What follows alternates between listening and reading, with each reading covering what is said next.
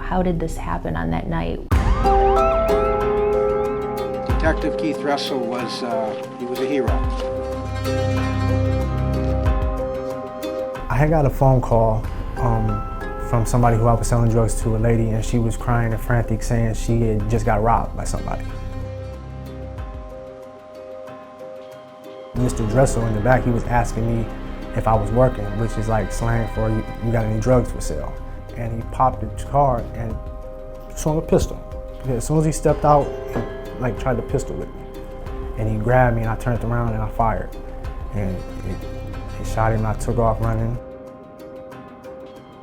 This chase was a matter of seconds, and the shooting occurred within feet of the initial stop. I was sound asleep. Phone rings, 2 a.m., and a report that a police officer had been shot and that it was critical. Probably the worst call that you can get as a police chief. So you didn't know he was a police officer? No, ma'am. He was undercover and everything. You didn't know he was a police officer? My friend woke me up and was like, hey, like, look. So I'm looking and I'm seeing they're showing like the old like film of him as a regular police officer and things like that. And I'm like, dang, I shot a cop. And he's like, no, like he's dead, you killed him. Keith always told us if anything happened to him, an officer would come to our door. I got a phone call about 2 in the morning, a little after, and it was Danielle. And she said, Mom, Keith's been hurt. So I thought, okay, he got shot in the shoulder or something, or he'll be okay. Pretty soon there's a knock on the door and I was really concerned. So they came in. She didn't say a word to me, but she knew he was gone. In the case of Robert Jobe, I think that there's a lot of factors that will go into a decision whether or not he should be paroled.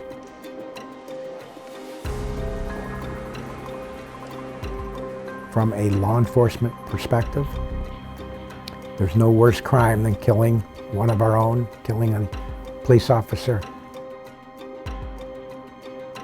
Do you think you would have been punished to this level if you hadn't killed a police officer? No, ma'am. Every life is equal.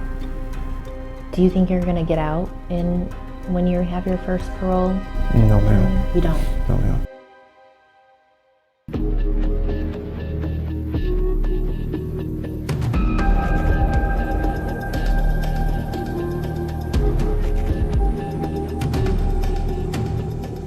A man who was just a boy when he shot and killed a Toledo police officer will be up for parole December 5th. Robert Jobe was just 15 when he came face to face with Detective Keith Dressel on a dark, foggy street in North Toledo nearly 18 years ago. Jobe has never spoken to the media until now. He is 32 and has been in prison longer than he was alive when he fired that gun, killing Detective Dressel. And Dressel, who died at 35, has missed a lifetime of memories. I remember the fog.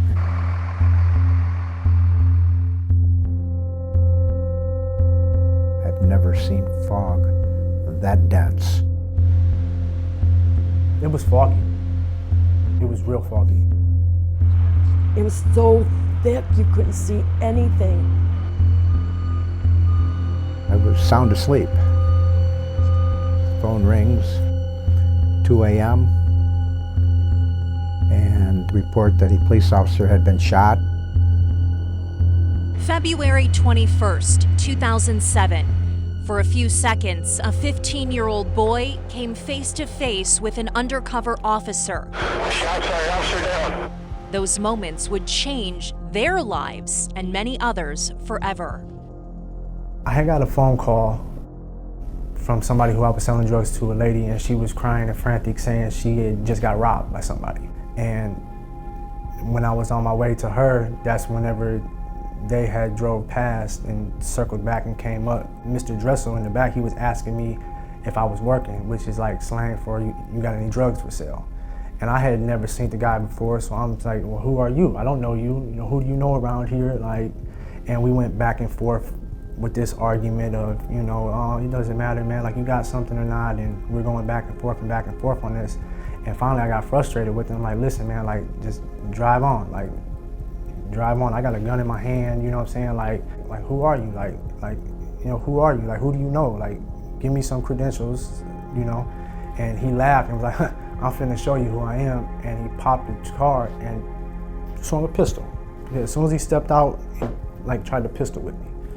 And instantly I went into like, okay, so I moved back and I got to slipping on the ice and he grabbed me and I turned around and I fired.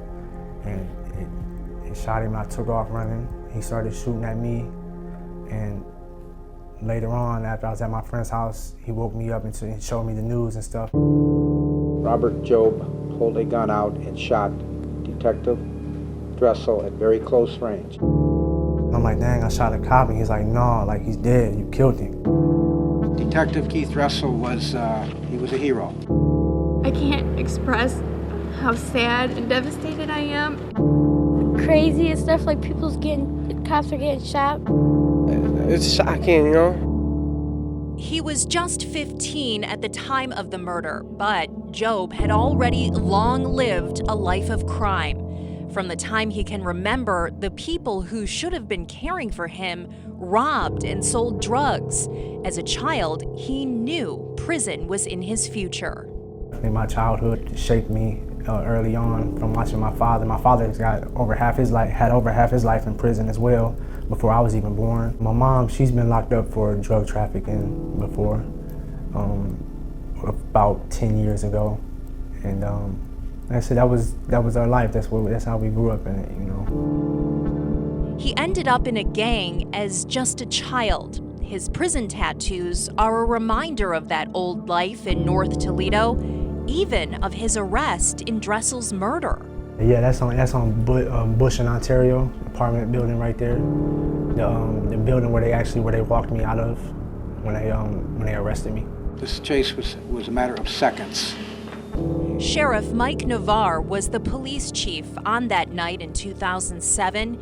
He remembers Jobe coming out of that building hours after the killing. But he surrendered. And what struck me is his youth. And he was just a little guy. And how could someone screw up their entire life and take the life of a police officer, which in the eyes of our police officer family is the worst crime that you can commit. There's nothing more serious than that. So serious that Lucas County prosecutor Julia Bates immediately charged him with murder as an adult. Murder. It's as serious as you get. So, you know, there's not really you can't really give a pass on that. You destroyed two families. His family and Keith Dressel's family were destroyed, plus the community, the police department. When they suffer a loss like this, a brotherhood, you know, it's devastating to them. Remember that we have heroes that have fallen, but we also have heroes that are still here with us. No one was more devastated than Detective Dressel's family. His wife, Danielle, and two kids, Sydney and Noah, who grew up to pursue careers in law enforcement. We respect his father and mother, Lorraine, who now suffers from PTSD. Things that he's missed. He's missed, well, his godkids' graduation, his nieces and nephews' graduations, cousins' weddings. 2 cousins have died from cancer. He's missed that. He's missed Sydney being a police officer. He's going to miss Noah being that. He's missed Noah's graduation. Just everything. It's been wrong. When I told Lorraine I would be interviewing Jobe, she asked me to pass along a message. She said she would say, I'm sorry that you were not loved. What would your response be to that? Thank you. Thank you, and I'm sorry. I'm sorry too. You know, I needed to hear that. Thank you. My whole time I've been locked up, I've felt the bitterness and the hate, you know, coming from everybody. Can you understand why she would say, I'm sorry you were not loved, but I don't want you to get out? I can understand that. I definitely can understand that. You know, that comes from a place of love within herself, you know, for her own child. I regret even being out there. That's the main thing I regret, is I should have been at home in bed waiting to go to school in the morning instead of out there selling drugs with a gun. You told me when I went to interview him, tell him I'm sorry he was never loved, but I don't want him to get out. Right. And he never was loved by his mom. A mom would have been there on him, making him get in school. She has empathy for the way he was raised, and Lorraine thinks Jobe is a monster. And I thought I could mother this person. Then when I saw and heard more in what he did and things he'd done in the past, even 2 weeks before, no. And then I saw his face and his eyes. No emotion, no feeling, no anything. Jobe has an extensive disciplinary record in prison, dozens and dozens of violations for drugs, disobedience, and contraband. He says he's still trying to survive. I always say that they took me out of an environment and put me in the same exact environment, except for there's nowhere to go. That's what I'm trying to survive from, is my issues, my problems that I have, you know, with just with saying no to certain stuff. But it's a sign, Bates says, that Jobe is not ready to return to society. You can't say, I got a drink to make pass the time, I got to get a shank just in case somebody shoots me. You just got to, you got to be tough, you got to be strong, you got to say, I'm not going there. I'm not doing that. I'm going to study, I'm going to learn, I'm going to be better. Jobe says he prays every morning, studies, and reads self-help books. He's also written a few himself, one on parenting and an autobiography. Lorraine has been writing too. He most likely will not follow the rules of his parole due to past actions. This letter to the parole board. We are concerned for our family, and some are very frightened. We do not want him paroled at this time. Thanks for reading our letter. We find the defendant guilty of count 2 murder. If he attended the classes he's supposed to attend, if honestly he could say he's really sorry for what he did, he understands what he did, I might give it some consideration. But at this point, no. In fact, my letter to the parole board was that at this time, I don't think he should be let out. I didn't say never.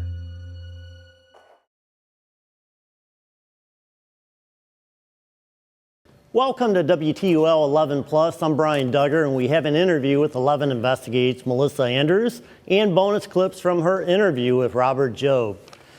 Now, Mel, watching this back, the one thing that jumped out to me about this story is that you actually took a message to Jobe from Detective Dressel's family, his mother, Lorraine. So tell me about how that was received. Well, I talked to Lorraine Dressel just before we went to interview Robert Jobe, actually last year. And I asked her, she wasn't initially too happy with us going to talk with him. A lot of victims' families feel that the person who killed their loved one shouldn't have a right to say anything after they've been convicted. But I expressed to her that, you know, he was a child at that time, technically, and that many things have changed within the law regarding juvenile sentencing. And so I said to her, what would you say to him? And she said, I'm sorry that he wasn't loved, but I still don't want him out. So I want to show you part of the exchange that happened with Jobe on this. And I said, well, what would you say to Robert Jobe? And she said, she would say, I'm sorry that you were not loved. What would your response be to that? Thank you. Thank you, and I'm sorry. I'm sorry too. You know, I needed to hear that. Thank you. My whole time I've been locked up, I've just, you know, I've felt the bitterness and the hate, you know, coming from everybody, you know, because of the situation, not really knowing, like, you know, I'm not a victim, but I mean, I I was targeted out there as well. So, you know, but yeah, hearing that made me feel good, and you know, I just want to apologize as well and say I'm sorry that it turned out the way that it did, you know. Can you understand why she would say, I'm sorry you were not loved, but I don't want you to get out? I can understand that. I definitely can understand that. You know, that comes from a place of love within herself, you know, for her own child. So I can totally understand that. You just touched on it a little bit. You know, on that day, you took a lot. You know, you took a son and a father and a husband and a police officer, and these kids never got to know their dad. What do you think the price is for that? What should the price be for that? So that was really interesting, right? Because I think there's a part of Lorraine Dressel that as a mother identifies with the fact that Robert Jobe was 15. His parents were criminals. They were drugging and robbing themselves. He says that, he acknowledges that. So there's a little bit of empathy for that, but then he also committed a crime and he took her son. And I think this is the first time we really see him acknowledge that. Yeah, I mean, he actually seemed a little bit emotional there when he actually got that message from Lorraine. I mean, he kind of paused and it really seemed to connect with him. Yeah, I don't think that he really had a lot of people who cared about him in his life. And make no mistake, Lorraine does not want him out. She still has anger toward him, which anyone can understand. But I think that her empathy led to the reaction that we've all wanted from him, which is, I'm sorry. Yeah, and you know, Jobe was so young when he committed this crime. I mean, 15 years old. He never talked to the media. We never heard from him at all. And I think that led a lot of people, including Detective Dressel's family, to believe that maybe he wasn't remorseful. Now, you sat across from him, you looked into his eyes. What were your thoughts was he remorseful, you think? Brian, I'd like to think that he is remorseful, but I also know that when you're facing an opportunity for parole, it's a good time to say you're remorseful. I think when you look back at the whole case, he told me he didn't really have a lot of anger, but it looked like that to me. He just looked kind of like a punk, and he appeared that way. And so to see him now 18 years later and showing remorse, I think is important. But you check out what you think about this exchange here. Do you think at 15 years old, tell me what kind of a sense you had about the seriousness of what had happened or what you were facing. It's just so young. Yeah, I think I kind of just shut down. I shut down. I don't think I've fully dealt with it myself personally. But I couldn't grasp it. I don't think I could grasp it at that age. I just went through the motions of it, you know, and I knew things went bad for me, and I just was going to go through whatever I had to go through. Were you angry, going through the trial and everything? Because you had never spoken before. I wasn't angry. I mean, I had I guess an anger towards like the prosecution and the media, because I would read the newspapers and stuff, and there was a lot of falsehoods that was stated in those things, and the way that I was portrayed, like I was a monster. It made me digress into myself, you know, and I think subconsciously I may have took that image on as myself as well, you know, and kind of became that. And you have to remember, most defendants are told by their attorneys to not speak. So that in itself doesn't always bode well for the public image of someone, right? When they can't defend themselves. Right. And you know, he said something interesting there. He said there are a lot of falsehoods about him, which made me wonder. I mean, you obviously asked him the version of the events that happened that night. I mean, what did he say about that? Well, I think there's the the version that's presented by the police and the prosecution that turns to fact upon his conviction, which is that he was out dealing drugs and he knew that Keith Dressel was a police officer. That is not the version that he told me. And I think when you listen to the story, you kind of have to decide for yourself what you think. And here's that exchange, his version, Robert Jobe's version of what happened on that night in February of 2007 when those two crossed paths. What happened in your mind? How did this happen on that night? Tell me where you were and what you were doing and what you thought was going to happen. Okay, well, I had got a phone call from somebody who I was selling drugs to, a lady, and she was crying and frantic saying she had just got robbed by somebody. So I was like, okay, well, just stay where you're at. I'm about to come and see you and check and see what's going on.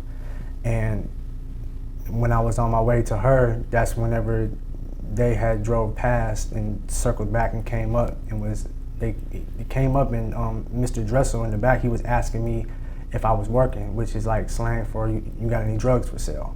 And I had never seen the guy before, so I'm like, well, who are you? I don't know you. You know, who do you know around here? Like, and we went back and forth with this argument of, oh, it doesn't matter, man, like you got something or not, and we're going back and forth on this. And finally I got frustrated with him, like, listen, man, like, just drive on. I got a gun in my hand, you know what I'm saying? Like. And did he see the gun? No. Okay. It was foggy though. I mean, it was real foggy. Mm-hmm. And the friend I was with, he had a gun as well. And so yeah, me and Mr. Dressel, we're going back and forth in the car. I mean, he's in the back of the truck, and we're going back and forth. And I'm telling him, like, man, like who are you? Like, who are you? Like, who do you know? Like, give me some credentials, And he laughed and was like, I'm finna show you who I am. And he popped the car and swung a pistol. As soon as he stepped out, he tried to pistol with me. And instantly I went into okay, so I moved back and I got to slipping on the ice, and he grabbed me and I turned around and I fired. And it shot him and I took off running. He started shooting at me, and later on, after I was at my friend's house, he woke me up and showed me the news and stuff, and I figured out who the guy was and all of that at that point in time. So you didn't know he was a police officer? No, he was undercover and everything. You didn't know he was a police officer? Yes. And so initially you ran and you were able to hide out for a while, right? Yeah. And what were you thinking when you found out that this was a police officer? And was he dead, according to the news, or was? Yes, okay. yeah, because whenever my friend woke me up and was like, "Hey, like, look," so I'm looking and I'm seeing they're showing the old like film of him as a regular police officer and things like that. And I'm like, dang, I shot a cop, and he's like, no, like he's dead, you killed him.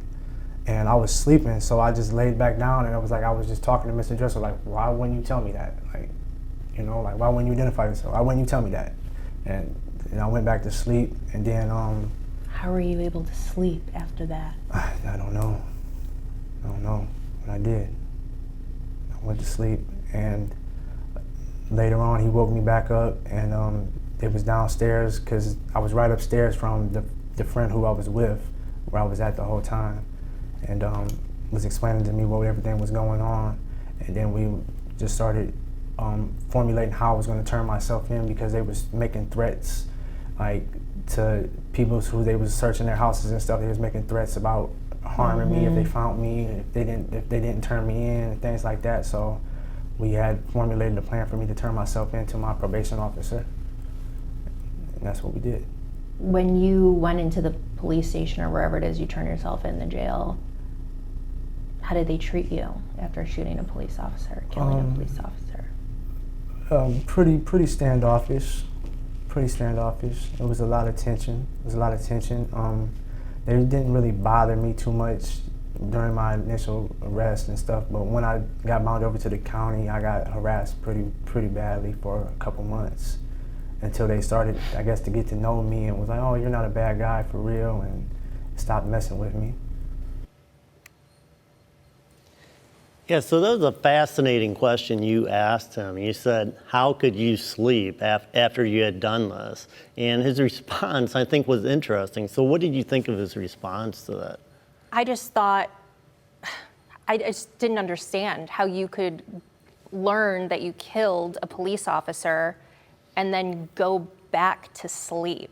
Right. Again, I try to think that this is a 15-year-old kid. Again, he wasn't taught the morals and the values of a lot of the children that were around. And so all I can think is that he somehow didn't understand the seriousness of what he had done. And we see that, right? We see that with kids who shoot each other. I don't know if they always understand that life is so final. You shoot that gun, someone's dead, and there's no coming back from that. But what did you think, I want to know, about his version of what happened on that night? Yeah, I mean, obviously there's two sides to every story. And you wonder, even if Detective Dressel grabbed him and he thought he was in danger in some way, it's still hard to understand why you would actually turn around and fire a gun at a person knowing that you could possibly kill them. So I mean, that was, and as far as like going to sleep after this all happened, I mean, just knowing me, I'm like, there's no way. I'd be pacing the floor, and I'd be trying to figure out how to get out of town or something like that. Well, this is a person who also already at that young age of 15 had a criminal history. He had already been on an ankle monitor. He said he was dealing drugs at about the age of 6. So it's quite unbelievable. Yeah, so at this point, Detective Dressel's family and prosecutor Julia Bates, they are pushing against probation. They're not saying never, but they're saying at this point, we don't think he should get probation. And obviously you've looked into this, and he's gotten into a significant amount of trouble when he's actually been in prison. So does he actually think he has a shot at getting out? And the bigger question, if he does get out, what's he planning on doing with his life? I think realistically, he does not think he's going to get out of prison. He realizes that he has a long list of infractions and violations that he has committed in prison. There is some good that he says that he's participated in. But after our visit, again, last year, I just looked up his prison record again. And for example, just in the month of June, he had 5 infractions for intoxication. And so someone that I talked to with the Ohio Policy Center said that any infractions within a 5-year period, especially more serious ones, do not bode well for release. But here's what Jobe said about his possibilities of getting out. I don't know. I don't know what to say. I mean, my actions is one of, how should I say, my goal and my vision for my life is to help people.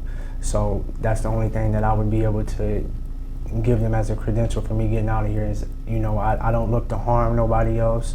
I just look to help. I want to help people. That's what I want to do. That's where I find enjoyment in my life, is helping people. Mm-hmm. So if I can do that, whether it's in here or out there, that's what I aim to do. Do you think that it should be taken into consideration the way that you were raised, what your parents were doing? Yes, for sure. I mean, just me studying a lot of different subjects, like psychology and things like that, like way we're shaped, the way we're brought up. That's why I say it takes a village to raise a child. It's very true, because no matter what, the village raises a child from what he sees, hears, and shown, told to do. So, yes, the music I listen to, the movies I watched, the games I played, the family members I grew up with, their friends, seeing all of that, it definitely shaped my being into who I became. Mm-hmm. What would you say your purpose is now in here? Have you found a purpose in prison? Just learning, just trying to gain knowledge. And like I said, I like to help people. So that's what I've been trying to do. I've been trying to, I've been working with mental health, trying to get involved in starting to help with the programs and things like in that nature. And that's what I was doing in North Central as well. I was doing speaking engagements and facilitating programs. And so just helping people. Mm-hmm. What would you like if you were to see your life free in 5 years, what do you see yourself doing on the outside? Where would you live? Would you go back to Toledo? Would you try to, what kind of job would you have? Well, I would take whatever job I could get, but I would like I said, I like to write. So I mean, my ideal life would be me being able to write and do speaking engagements, like be able to speak to, like juvenile detention centers and schools, and be able to maybe curb some children before they get to going down the path that I went down. That would be my ideal life out there.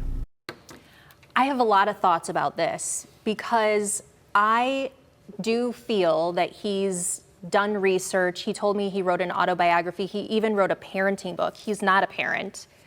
I think he does have some retrospective accountability that he's trying to take, but he still keeps getting in trouble.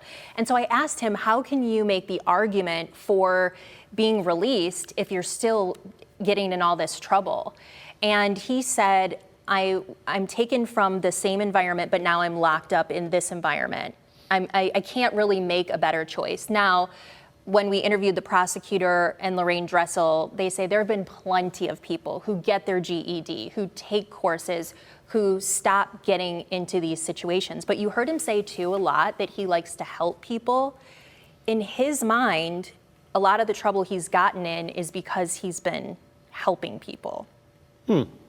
Interesting. I remember when you actually came back from this interview and you had said that part of it for him, he was a 15-year-old kid when he went into prison and he was just trying to survive. So sometimes he got in trouble initially because, I don't know, he was trying to prove that, you couldn't push him around or take advantage of him. And he's got a label. He's a cop killer in prison. And he told me with it, that comes with a lot of people think you're bad. People think that you are gonna be someone tough in there. So that's one thing. And the other thing is, again, when I talked to the Ohio Justice and Policy Center and Julia Bates, I think even she acknowledges that there is some survival that goes on, in the prison system. But when I'm talking about intoxication 5 times in 1 month, that's not a survival thing. Yeah, I mean, it sounds like you don't have to do that to make it. Right. So when you think about this, you're the first person to talk to Robert Jobe, at least that I'm aware of. And so what did you come away from this interview? I mean, what are your final thoughts when you came away from this interview? He was so young, of course, but he killed a person. So, I mean, how did you come away from it? My daughter is 15 years old, and I keep saying when I talk about this, she doesn't know nothing about nothing. And so I can't imagine her at 15 years old, doing something like that. What I come away with is clearly we have a problem in some of our family units, in our neighborhoods, in the way that children are being raised. He never had a chance. I think that. Now, you cannot let him off on the fact that he killed someone and a police officer. You can't. There's been a lot of changes in the juvenile criminal justice system since Robert Jobe's case. You can no longer sentence a juvenile, and you've done stories on this, Senate Bill 256. You can't sentence a child to life in prison anymore. There's been studies on the frontal lobe and what the brain actually knows at that age. And so that does give a little bit of empathy. And I do believe in generational trauma and abuse and all of those things, and that does factor into how a person becomes. But one thing I did learn about this is parole is a privilege. It is not a right. To life means that unless you're going to be a productive citizen, which he has shown he's not ready for, according to his criminal record in the prison, unless you're going to contribute to society in a positive way, you may not have a case for getting out. Yeah, I was just going to say that, because if you do look at his record, and you mentioned the 5 times in the past month, it's hard to say this guy can go function well in society and be a productive member of society. So you're right. I mean, He's Yeah. not making a good case for himself there. He's not making a good case for himself. But 11 Investigates will continue following Robert Jobe's parole process. That hearing is December 5th, and you can find all of our stories about the death of Detective Keith Dressel, the investigation, and the trial on WTUL.com, and we'll post our updates there. For 11 Investigates and Melissa Andrews, I'm Brian Duggar.